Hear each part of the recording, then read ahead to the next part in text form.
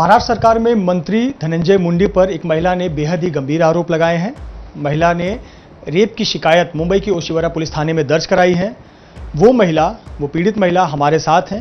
सबसे पहले तो आपसे जानना चाहूंगा कि आपने मुंबई के ओशिवरा पुलिस थाने में शिकायत दर्ज कराई अपने वकील के साथ जाकर, क्या है ये शिकायत धनंजय मुंडे के खिलाफ? ये यही है कि सबसे पहले उन्होंने सन 2006 से जो भी उन्होंने मेरे साथ ज़बरदस्ती की और मेरा वीडियो बनाया, तो उसके कारण फिर हमारे घर में पता चलने के बाद इसी वजह से हमारी मम्मी की डेथ हुई।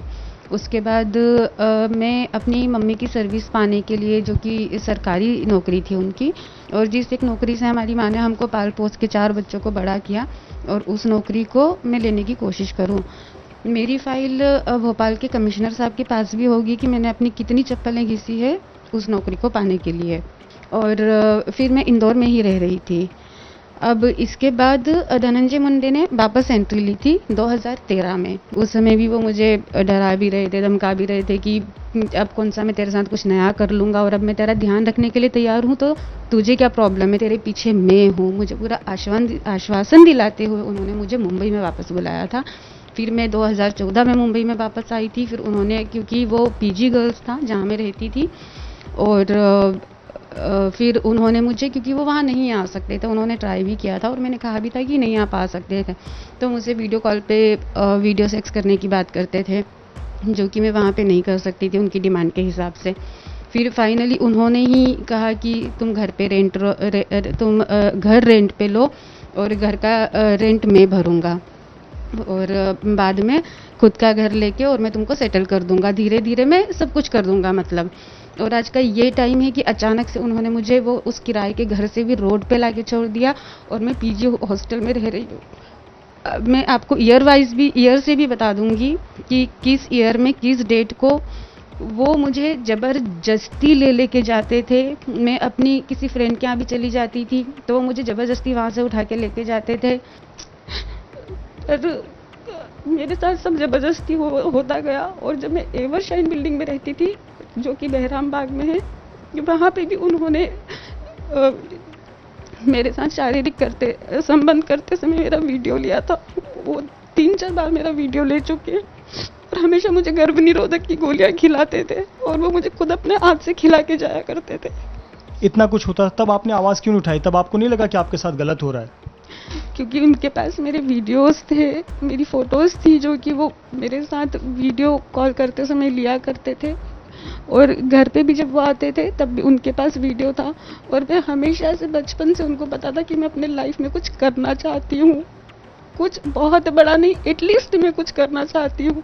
इसीलिए वो बोलते थे कि तू अगर मेरे साथ मेरे मन की नहीं करेगी तो मैं तुझे अपने मन की भी नहीं करने दूंगा। ये भी आपको पता था कि वो विवाहित हैं, उनके बच्चे हैं, तो आपको क्यों ऐसा लगता था कि वो आपसे शादी करेंगे, आपके साथ घर बसाएंगे, आपको नाम देंगे? उनका जवाब ये था कि तेरी बहन से भी शादी की है ना, वो बॉम्बे में रहती है, मैं तुझे पर्ली में रखूँगा। ये उनका जवाब था। और तब तक मुझे नहीं पता था कि उनकी 2 शादियाँ हुई हैं। ये तो मुझे जस्ट अभी 3-4 साल पहले, बॉम्बे आने के इतने साल जब तक मैं यूज़ हो ही रही थी इतने टाइम से, तब मुझे पता चला कि उनकी एक और शादी हो रखी है। आपको हमेशा इस बात का डर लगता था कि आपके जो निजी वीडियोज़ हैं, फोटोज़ हैं, उसका दुरुपयोग वो कर सकते हैं, और उसी को लेकर आपको ब्लैकमेल करते थे? बिल्कुल, वो कर भी सकते हैं और वो कर भी सकते थे। वो अब भी कर दें तो मुझे नहीं पता। और इसी डर के कारण से फिर भी मैं छोटा मोटा कुछ ना कुछ शोज़ करने का, गाना गाने का, कुछ ना कुछ करने की कोशिश करती रहती थी। आपको मुंबई में सेटल करने का, एक सिंगर बनाने का, आपके सपनों को पूरा करने का आश्वासन दिया था?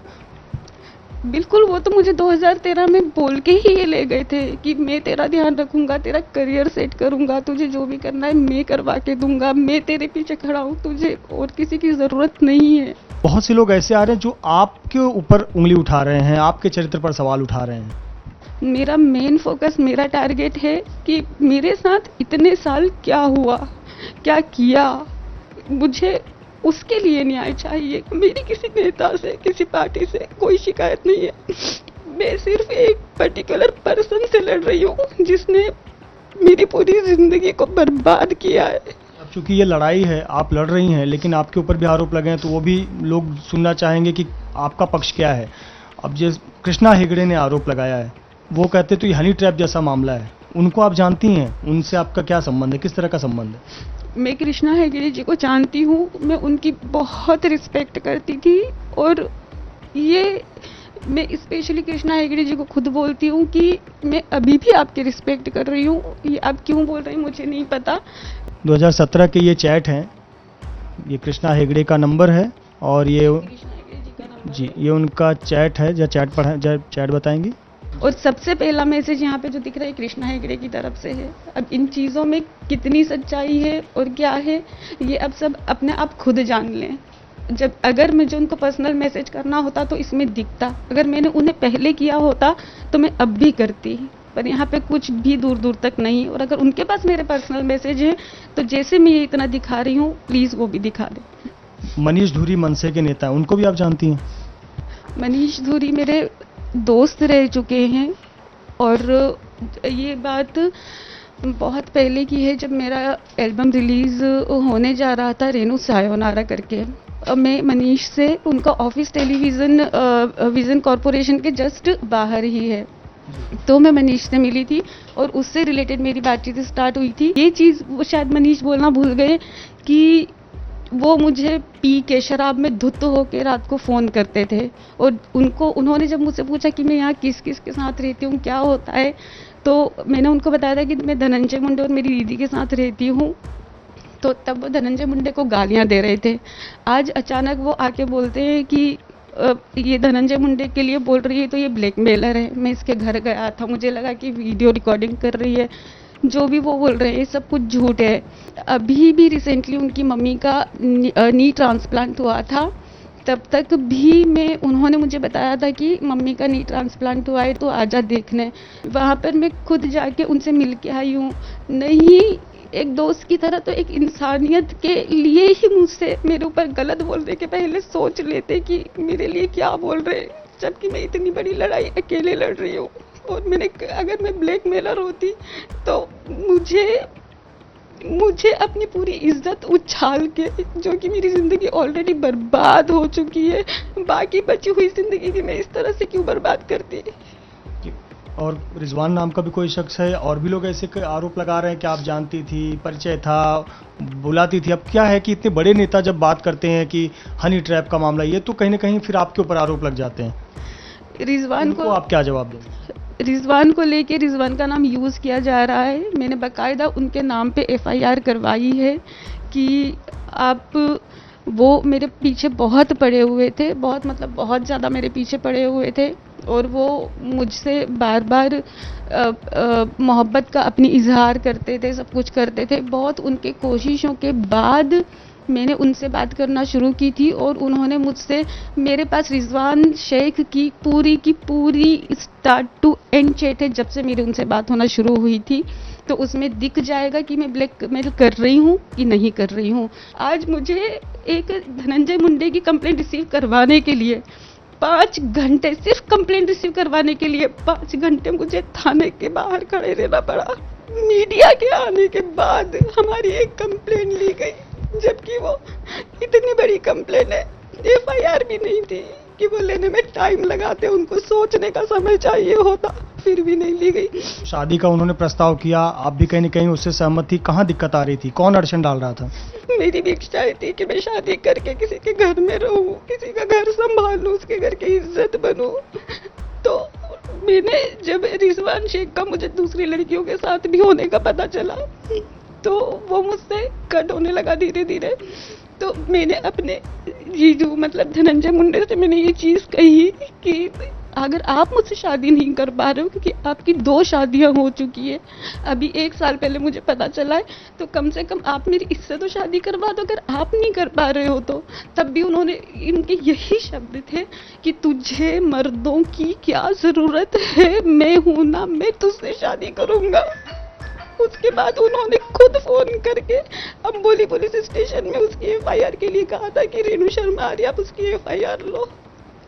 ये सारी चीज़ें मैनिपुलेट करके सामने मीडिया के रखी जा रही है और मुझे इतना मेंटली टॉर्चर किया जा रहा है। आज 2021 में ये कहा जा रहा है, आपने शिकायत कराई, लेकिन ये करें कि लड़की ब्लैकमेल करती थी, पैसे एक्सटॉर्ट करती थी, ये मामले का पहले ही कंप्लेन हो चुका है, तमाम बातें आ रही हैं, उनको क्या जवाब देंगे आप? मैं ब्लैकमेल करती थी तो प्लीज़ मुंह से बात करने और वाकई में होने में अंतर होता है। आप एटलीस्ट बताओ, मैंने आपसे पैसे मांगे, कहाँ मांगे, आपने कितने पैसे मुझे दिए हैं, आप बताइए तो सही।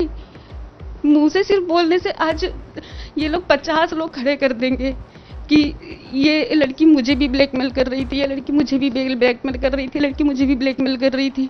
तो क्या सबके बोलने से मैं ब्लैकमेलर हो जाऊंगी?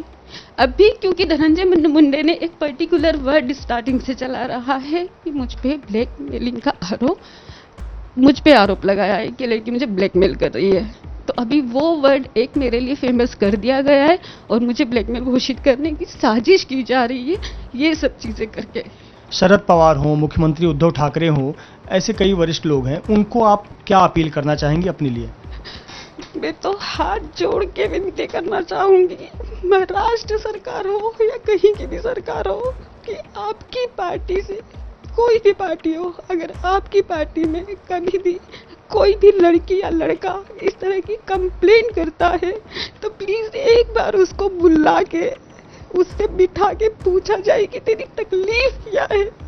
आप लोग उसी के अगेंस्ट खड़े हो जाते हैं, एक बार उससे मिलके उसकी तकलीफ जानने की तो कोशिश कीजिए। एक आप आज पुलिस थाने जाने वाली थे बयान दर्ज कराने के लिए, क्या वजह हो गई, या क्या पुलिस ने नहीं समय दिया या आपका कोई कारण था? पुलिस स्टेशन से मुझे आया था मैसेज आने के लिए, तो मैंने कहा है कि मेरे ऊपर कल से एलिगेशंस लग रहे हैं। मैं चुपचाप बैठी हूँ क्योंकि मुझे मीडिया में हाईलाइट नहीं होना है, मेरी तकलीफ से मुझे लड़ना है।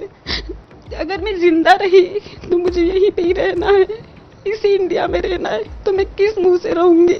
तो इसी चीज़ों को साफ करने के लिए, जवाब देने के लिए मैं आप लोगों से मिलना चाहती थी और ये सब बातें करना चाहती थी, इसीलिए मैं आज पुलिस स्टेशन नहीं गई हूँ, मैं कल जाऊंगी। बहुत बहुत शुक्रिया पीड़िता, जिन्होंने अपनी बात बेबाकी से रखी और मांग की है कि सरकार कम से कम एक बार उनकी बातें सुने, एक बार उनकी तकलीफ सुने, शिकायत सुने और उचित कार्रवाई करे।